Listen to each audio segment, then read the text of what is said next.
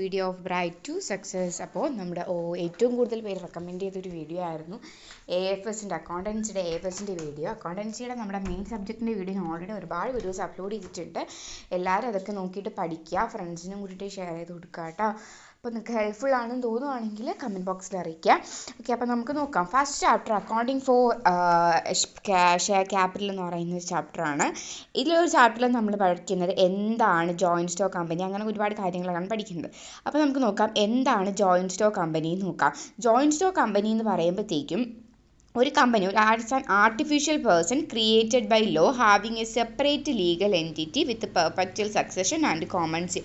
ഈ ഒരു ഡെഫിനിഷൻ എന്തായാലും പഠിച്ചു വെച്ചേക്കുക. എന്താണ്? It's an artificial person. ഒരു കമ്പനി എന്ന് പറയുമ്പോഴത്തേക്കും ഒരു ആർട്ടിഫിഷ്യൽ പേഴ്സൺ ആണ്, ക്രിയേറ്റഡ് ബൈ ലോ. അതെങ്ങനെയാണ് ക്രിയേറ്റ് ആവുന്നത്? ലോയുടെയും കൂടിയിട്ട് ഇൻവോൾവ്മെൻറ്റിലൂടെയാണ് അത് ക്രിയേറ്റ് ആവുന്നത്. അതുപോലെ തന്നെ ആ ഒരു സെപ്പറേറ്റ് ലീഗൽ എൻറ്റിറ്റി, അതിനൊരു സെപ്പറേറ്റ് ലീഗലി ഒരു എൻറ്റിറ്റി ഉണ്ട്, അല്ലെങ്കിൽ സെപ്പറേറ്റ് ആയിട്ടാണ് കൺസിഡർ ചെയ്യുന്നത്. അതുപോലെ തന്നെ എന്തും പറയുന്നുണ്ട്, വിത്ത് പെർപെച്വൽ സക്സഷൻ. എന്തും കൂടെ ഉണ്ട്? Perpetual succession and common seal. Separate ഒരു കോമൺ സീലും ഉണ്ട്. അപ്പം കമ്പനി എന്ന് പറയുമ്പോൾ നമുക്ക് എന്ത് പറയാം? ഒരു ആർട്ടിഫിഷ്യൽ പേഴ്സൺ, ഒരു ഓർഗനൈസേഷനാണ് ഈ ഒരു കമ്പനി എന്ന് പറയുമ്പോഴത്തേക്കും.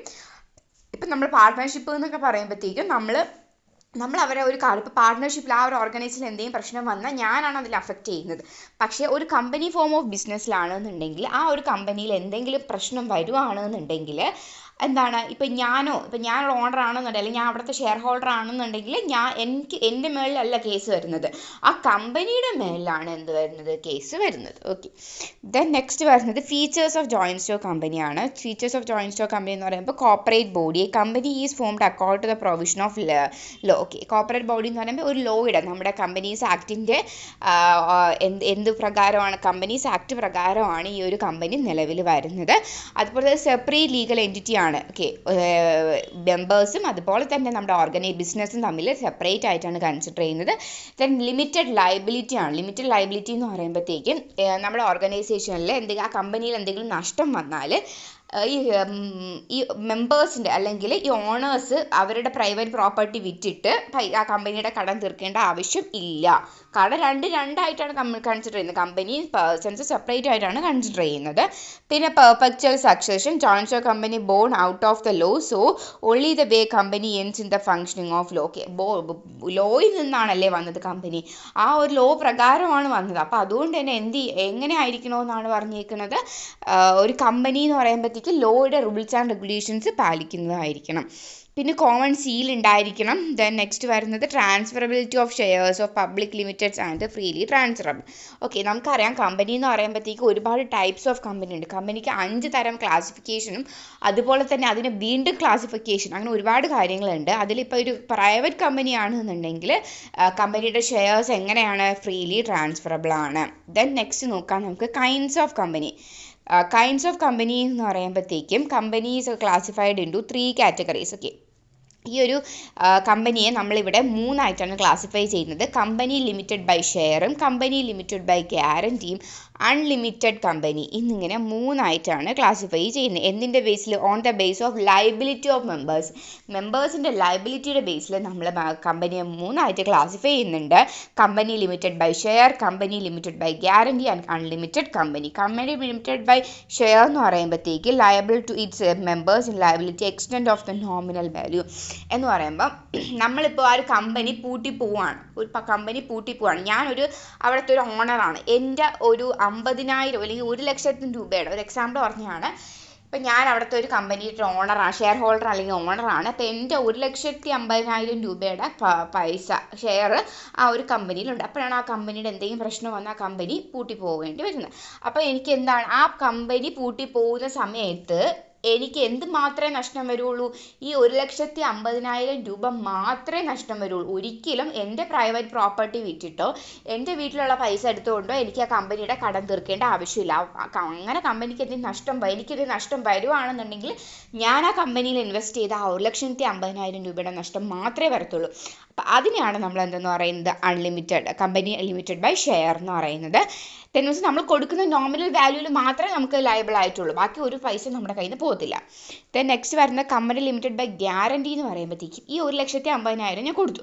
അപ്പോൾ ഞാൻ ഈ 1,50,000 കൊടുക്കുന്ന ടൈമിൽ തന്നെ ഞാൻ ആ കമ്പനിയോട് പറയുവാണ് ഇത് പോരാഞ്ഞ് ഞാൻ എന്തെങ്കിലും നഷ്ടം വരുവാണെന്നുണ്ടെങ്കിൽ ഒരു 50,000 രൂപയും കൂടെ തന്നേക്കാം എന്ന് പറയുവാണ്. ഓക്കെ, അപ്പം എനിക്ക് എന്തൊക്കെ നഷ്ടം വരും? ഈ 1,00,000 ഈ കമ്പനി എങ്ങനെ ഡിസൊല്യൂഷൻ സംഭവിക്കുകയാണെന്നുണ്ടെങ്കിൽ 1,50,000 പ്ലസ് ഈ ഒരു 50,000 കൂടി ഞാൻ കൊടുത്താൽ മതിയാവും, അല്ലാണ്ട് പുറത്തുനിന്ന് വേറെ ഒന്നും കൊടുക്കേണ്ട ആവശ്യമില്ല, 50,000 രൂപ കൂടെ കൊടുത്താൽ മതി. പിന്നെ അൺലിമിറ്റഡ് കമ്പനീസ് എന്ന് പറയുമ്പോഴത്തേക്കും എന്താണ് നമ്മുടെ മെമ്പേഴ്സിനും കൂടിയിട്ട് ലയബിൾ എന്ന് പറയുമ്പോൾ മെമ്പേഴ്സും കൂടിയിട്ട് എന്ത് ചെയ്യണം, അവരെ പ്രൈവറ്റ് പ്രോപ്പർട്ടി വിറ്റിട്ട് കമ്പനിയുടെ കടം തീർക്കുന്നതാണ് അൺലിമിറ്റഡ് കമ്പനി. അങ്ങനത്തെ കേസസ് നമുക്ക് ഇപ്പോൾ നിലവിൽ അങ്ങനത്തെ ടൈപ്പ് ഓഫ് കമ്പനീസ് ഇപ്പോൾ നിലവിൽ അവൈലബിൾ അല്ല. അപ്പോൾ ഈ 3 ടൈപ്പ് കമ്പനീസ് എല്ലാവർക്കും മനസ്സിലായിട്ടുണ്ടെന്ന് വിശ്വസിക്കുന്നു. ദെൻ നെക്സ്റ്റ് വരുന്നത് ഓൺ ദ ബേസ് ഓഫ് മെമ്പേഴ്സിൻ്റെ ബേസിൽ നമ്മുടെ കമ്പനീനെ പബ്ലിക് കമ്പനി എന്നും പ്രൈവറ്റ് കമ്പനി എന്നും 1% കമ്പനി എന്നും ക്ലാസിഫൈ ചെയ്യുന്നുണ്ട്.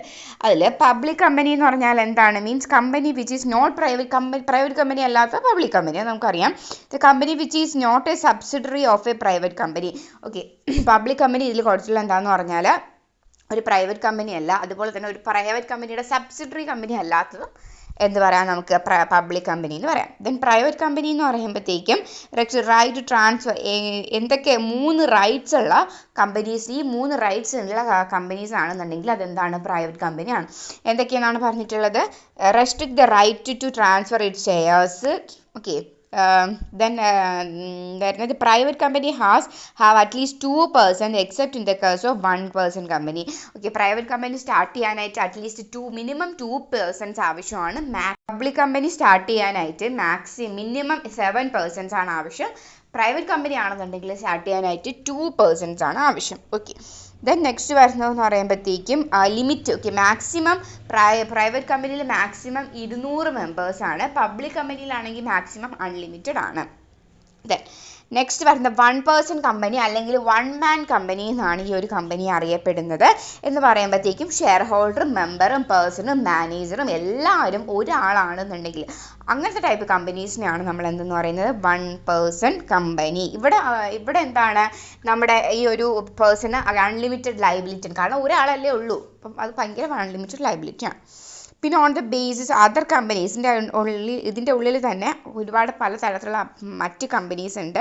അതിൽ വരുന്നതാണ് statutory company, registered company, holding company, subsidiary company, associate company, foreign company, section 8 companies, ഇങ്ങനെ വരുന്നുണ്ട്. അതിൽ രജിസ്റ്റേർഡ് കമ്പനി എന്ന് പറഞ്ഞാൽ these are existent with the certificate of incorporation. 2023 companies act പ്രകാരം നിലവിൽ വന്ന കമ്പനീസിനെ എല്ലാം നമ്മൾ എന്തെന്ന് പറയും? രജിസ്റ്റേർഡ് കമ്പനി എന്ന് പറയും. ദെൻ നെക്സ്റ്റ് സ്റ്റാറ്റ്യൂട്ടറി കമ്പനി എന്ന് പറയുമ്പോഴത്തേക്കും സ്പെഷ്യൽ റെസൊല്യൂഷൻ, പാർലമെൻറ്റ് പാസ് ചെയ്യുന്ന സ്പെഷ്യൽ റെസൊല്യൂഷൻ വഴി നിലവിൽ വരുന്ന കമ്പനീസ് ആണ് എന്തെന്ന് പറയുന്നത് statutory company. Then holding company എന്ന് പറയുമ്പോഴത്തേക്കും ഇപ്പോൾ എ ബി എന്ന് പറയുന്ന 2 കമ്പനീസ് ഉണ്ട്.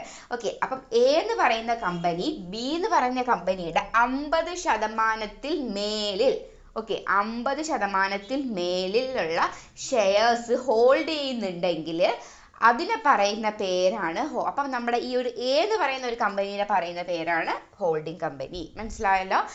ഇപ്പോൾ ബി എന്ന് പറയുന്ന ഒരു കമ്പനിയുടെ 50% മേളിൽ ഷെയർസ് എ എന്ന് പറയുന്ന കമ്പനി ഹോൾഡ് ചെയ്യുന്നുണ്ട്. അപ്പം എ എന്ന് പറയുന്ന കമ്പനീനെ പറയുന്ന പേരാണ് ഹോൾഡിംഗ് കമ്പനി.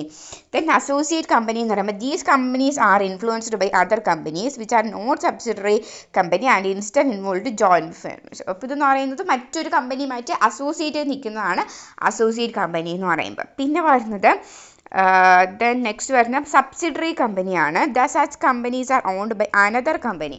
ഇപ്പം നമ്മൾ എ ബിയുടെ കേസ് പറഞ്ഞില്ലേ, എ കമ്പനി ബി കമ്പനിയുടെ കേസ് പറഞ്ഞില്ല, അതിൽ എ കമ്പനിയാണ് നമ്മൾ പറഞ്ഞു ഹോൾഡിംഗ് കമ്പനി എന്ന് പറഞ്ഞു, ബി കമ്പനിയാണ് സബ്സിഡറി കമ്പനി. നമ്മുടെ ഷെയർസ് മറ്റേതെങ്കിലും നമ്മുടെ 50% മുകളിലുള്ള ഷെയർസ് മറ്റേതെങ്കിലും കമ്പനി ഹോൾഡ് ചെയ്യുന്നുണ്ടെങ്കിൽ അതിനെ പറയുന്ന ആ കമ്പനിയെ പറയുന്ന പേരാണ് സബ്സിഡറി കമ്പനി. അപ്പോൾ എയുടെയും ബിയുടെ കേസ് മനസ്സിലായാലും നമ്മൾ ഈ പറഞ്ഞതിൽ എ ഹോൾഡിംഗ് കമ്പനിയും ബി സബ്സിഡറി കമ്പനിയും ആണ്.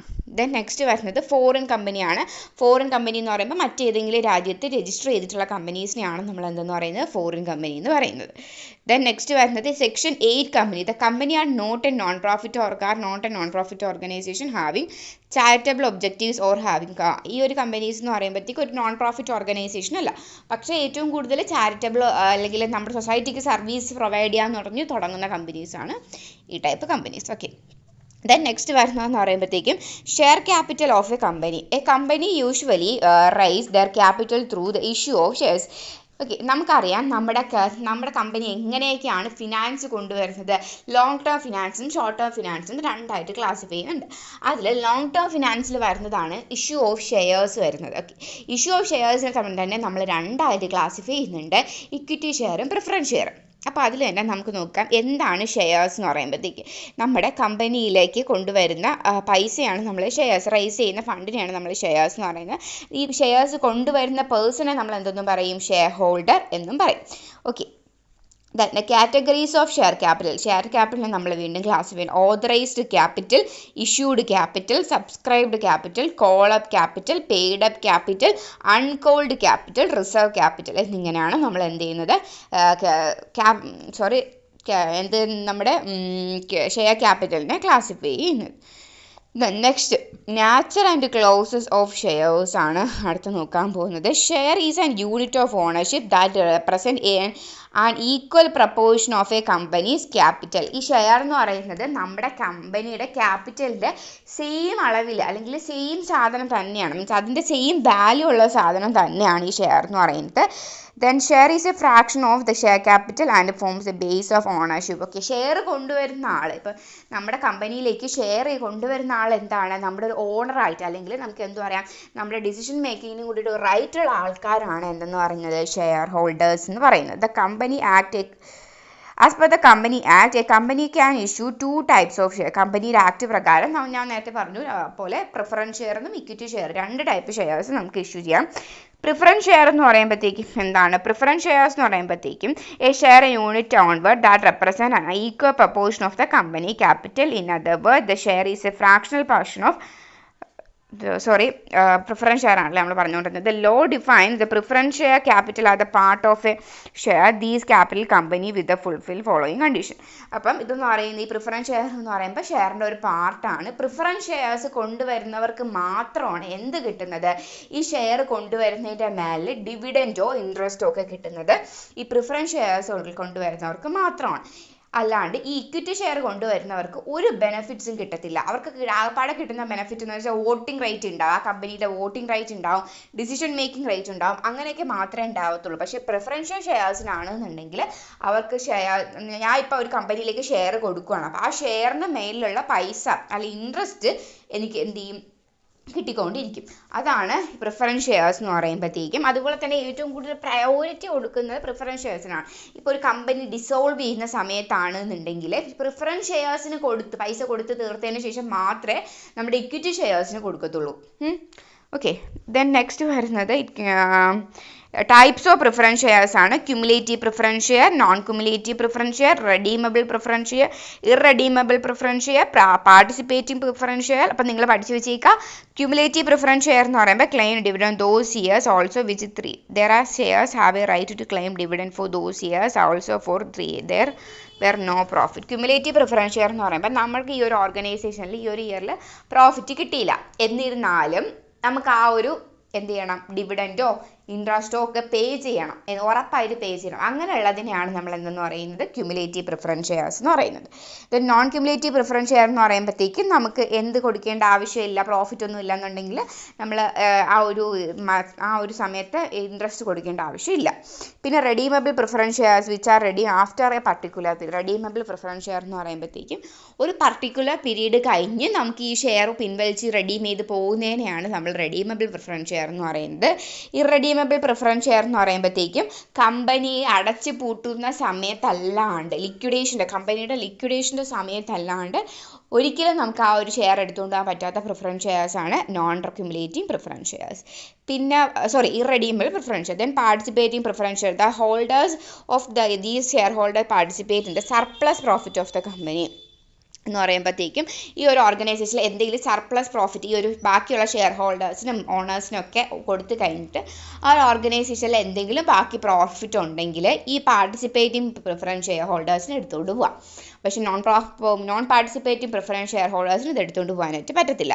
ദെൻ കൺവേർട്ടബിൾ പ്രിഫറൻസ് ഷെയർ എന്ന് പറയുമ്പോഴത്തേക്കും ഈ ഷെയർസ് നമുക്ക് ഇക്വിറ്റി ഷെയർ ആയിട്ട് കൺവേർട്ട് ചെയ്യാൻ പറ്റുന്നുള്ള പ്രിഫറൻസ് ഷെയർസിനെ നമ്മൾ കൺവേർട്ടബിൾ പ്രിഫറൻസ് ഷെയർസിനും ഇക്വിറ്റി ഷെയർ ആയിട്ട് കൺവേർട്ട് ചെയ്യാൻ പറ്റാത്തതിനെ നമ്മൾ നോൺ കൺവേർട്ടബിൾ എന്നും പറയും. ഓക്കെ. ദെൻ നെക്സ്റ്റ് വരുന്നത് ഇക്വിറ്റി ഷെയർസ് എന്താണെന്നാണ്. ഇക്വിറ്റി ഷെയർസ് എന്ന് പറയുമ്പോഴത്തേക്കും ഏറ്റവും കൂടുതൽ നമ്മുടെ അക്കൗണ്ടിങ്ങിൽ നമ്മളിപ്പോൾ പിന്നീട് ഹയർ ക്ലാസ്സിൽ പഠിക്കുമ്പോഴാണ് പഠിക്കും നമ്മൾ ഫിനാൻഷ്യൽ മാനേജ്മെൻറ്റിൻ്റെ സമയത്തായാലും ഏറ്റവും കൂടുതൽ കൂടുതൽ ജോലി ഈ ഫിനാൻഷ്യൽ മാനേജേഴ്സിനൊക്കെ കൂടുതൽ ജോലി ഉണ്ടാക്കുന്നതാണ് ഈ ഇക്വിറ്റി ഷെയർ ഹോൾഡേഴ്സിൻ്റെ കണക്ക് എന്ന് പറയുമ്പോഴത്തേക്കും. Okay, is a share which is not preference share. In other words, share which do not enjoy any preferential right. Okay, നമ്മൾ പ്രത്യേകിച്ച് റൈറ്റ് ഒന്നും ഡിവിഡൻറ്റ് കൊടുക്കുന്ന വഴിയിട്ട് എന്തൊന്നും കിട്ടുന്നില്ല, ഡിവിഡൻറ്റോ ഇൻട്രസ്റ്റോ ഒന്നും കിട്ടാത്തവരാണ് ഇക്വിറ്റി ഷെയർസ് എന്ന് പറയുമ്പോഴത്തേക്കും. ദെൻ നെക്സ്റ്റ് ഇഷ്യൂ ഓഫ് ഷെയർസിനെ നമ്മൾ കുറച്ച് ക്ലാസിഫിക്കേഷൻസ് ഉണ്ട്. Issue of prospectus, issue of shares issue A prospectus receiving application of shares, the important steps in the procedure of shares. Okay, അപ്പോൾ നമ്മൾ ഈ ഇക്വിറ്റി ഷെയർസ് ഇഷ്യൂ ചെയ്യാനായിട്ടുള്ള കുറച്ച് പ്രൊസീജിയേഴ്സ് ആണ്. First എന്ത് ചെയ്യണം, പ്രോസ്പെക്ടസ് ഇഷ്യൂ ചെയ്യണം. Then next receipt of application receive ചെയ്യണം. Then allotment of shares, minimum subscription, issue price etcetera. Okay. Then next വരുന്നത് എന്ന് പറയുമ്പോഴത്തേക്കും ഇനി നമുക്ക് നോക്കാനുള്ള കുറച്ച് ജേർണൽ എൻട്രീസ് ആണ് വരുന്നത്. ജേർണൽ എൻട്രീസ് നമുക്ക് അറിയാമെന്ന് വിശ്വസിക്കുന്നു. നിങ്ങൾ ഇത്രയും നോക്കിയാൽ മതി. നമുക്ക് ഇങ്ങോട്ട് കിട്ടുന്നത് ഇപ്പോൾ ഒരു സെയിൽ നടക്കുവാണെന്ന് ഉദ്ദേശിക്കുക, അല്ലെങ്കിൽ ഒരു പർച്ചേസ് നടക്കുവാണ്. ഓക്കെ, പർച്ചേസ് നടക്കുമ്പോൾ എന്താണ് വരുന്നത്, purchase account debit to cash അക്കൗണ്ടാണ് എൻട്രി. ഓക്കെ, അപ്പം നമ്മുടെ കയ്യിൽ നിന്ന് പർച്ചേസ് നടക്കുമ്പോൾ നമ്മുടെ കയ്യിൽ നിന്ന് പോകുന്നത് എന്താണ്, ക്യാഷ് ആണ് പോകുന്നത്. ആ കയ്യിൽ നിന്ന് പോകുന്ന സാധനം നമ്മൾ ക്രെഡിറ്റ് ചെയ്യും. ഏതിലേക്കാണോ കൂടുന്നത്, നമ്മൾ പർച്ചേസ് നടക്കുമ്പോൾ പർച്ചേസ് കൂടുതൽ, അപ്പോൾ പർച്ചേസ് ഡെബിറ്റ് ചെയ്യും. അപ്പോൾ അതുപോലെ നിങ്ങൾ നോക്കിയിട്ട് പഠിക്കുക കേട്ടോ. ദെൻ നെക്സ്റ്റ് വരുന്നത് allotment of shares.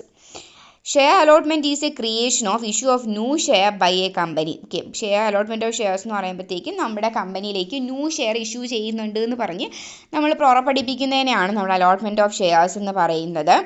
Okay, it implies a contract between the company and the applicant who now become the allotter and assume that the status of the shareholder or member. ഇപ്പോൾ നമ്മളിപ്പോൾ മിക്ക companies അല്ല മിക്ക share ഹോൾഡേഴ്സും suggest ചെയ്തിട്ടാണ് വരുന്നത്. ചില share holders എന്ന് പറയുമ്പോഴത്തേക്കും അറിഞ്ഞു വരുന്നവരുണ്ട്, കമ്പനി ഷെയർസ് ക്ഷണിക്കുന്നുണ്ട് എന്ന് അറിഞ്ഞു വരുന്നവരുണ്ട്. ചിലവരാണെന്നുണ്ടെങ്കിൽ അങ്ങോട്ട് എന്ത് ചെയ്യും, റെപ്രസെൻറ്റ് ചെയ്യും, ഇന്ന ഷെയർസ് വാങ്ങാൻ താല്പര്യമുണ്ട് എന്ന് പറഞ്ഞു പോകുന്നവരുണ്ട്. ദെൻ കോൾ ഓൺ ഷെയറും കോൾ ഓൺ അറേസും. Call on share means the demand made by a company on its shareholders holding partly paid shares to pay the part of full unpaid amount on the shareholders. അതുപോലെ തന്നെയാണ് calls in അറേസും calls in shares നമ്മൾ difference ചോദിക്കും കേട്ടോ. അപ്പോൾ അതും കൂടി നോക്കി വെക്കുക. ദെൻ പിന്നെ വരുന്നത് issue of shares at discount. Then over subscription. Oversubscription, when a company receives application for share more than the number of shares it is offered to the public. Okay, നമ്മുടെ ഒരു company receive application for shares more than the number of shares. Okay, നമ്മുടെ കയ്യിലുള്ള ഷെയർസിനെക്കാളും കൂടുതൽ കമ്പനിക്ക് shares suggestions വരുവാണെന്നുണ്ടെങ്കിൽ അതിന് നമ്മൾ എന്ത് ചെയ്യും, പബ്ലിക് ഓഫർ ചെയ്യും. അതിനെയാണ് നമ്മൾ എന്തെന്ന് പറയുന്നത്, ഓവർ സബ്സ്ക്രിപ്ഷൻ ഓഫ് ഷെയർസ് എന്ന് പറയുന്നത്. അപ്പോൾ ഇത്രയും കാര്യങ്ങളൊക്കെയാണ് ഇതിൽ വരുന്നത്. പിന്നെ issue of share at discount വരുന്നുണ്ട്. When a company issue the shares at a price less than the face value it is called. Okay, par റേറ്റിലല്ലാണ്ട് ഫേസ് വാല്യൂവിലല്ലാണ്ട് കുറച്ചിട്ട് കൊടുക്കുകയാണ് കമ്പനി ഷെയർസ് ഇഷ്യൂ ചെയ്യുന്നുണ്ടെങ്കിൽ അതിനെയാണ് നമ്മൾ issue of shares at discount എന്ന് പറയുന്നത്. ഓക്കെ, അപ്പോൾ ഇത്രയാണ് ഈ ഒരു ചാപ്റ്ററിൽ വരുന്നത്. ഇതിൽ എന്തെങ്കിലും ഡൗട്ട് ഉണ്ടെങ്കിൽ കമൻറ്റ് ബോക്സിൽ അറിയിക്കുക. ബാക്കി വീഡിയോസ് ഉടനെ അപ്ലോഡ് ചെയ്യാം. ഇതിപ്പോൾ AFSൻ്റെ നിങ്ങൾക്ക് ക്ലാസ്സസ് കുറവാണെന്ന് തോന്നുന്നു. സ്കൂൾസിലും അങ്ങനെ ഒരുപാട് ക്ലാസ് എടുക്കാറില്ല. അപ്പോൾ ഫ്രണ്ട്സിനും കൂടിയിട്ട് ഷെയർ ചെയ്ത് കൊടുക്കുക, അവർക്ക് ഹെൽപ്ഫുൾ ആവട്ടെ. നിങ്ങൾ ഈ ഒരു കാര്യങ്ങളൊക്കെ എനിക്ക് തോന്നുന്നു കുറച്ച് ഹയർ ക്ലാസ് നല്ല പൊളി. നിങ്ങൾക്ക് ഇപ്പോൾ ഈ BCom BBA ഒക്കെ എടുക്കുന്നവരാണെന്നുണ്ടെങ്കിൽ നിങ്ങൾ ഈ AFS പഠിക്കുന്നത് വളരെ വളരെ ബെറ്ററാണ്. കാരണം ഈ ഒരു സെയിം സാധനങ്ങൾ നമ്മൾ അതിലൊക്കെ പഠിക്കുന്നുണ്ട്. അപ്പോൾ അതുകൊണ്ട് തന്നെ നിങ്ങൾക്ക് നല്ലപോലെ എക്സാം എഴുതാനായിട്ട് പറ്റട്ടെ. ബാക്കി വീഡിയോസൊക്കെ കാണുക, നല്ലപോലെ പഠിച്ചിട്ട് പോവുക. Okay, thank you all.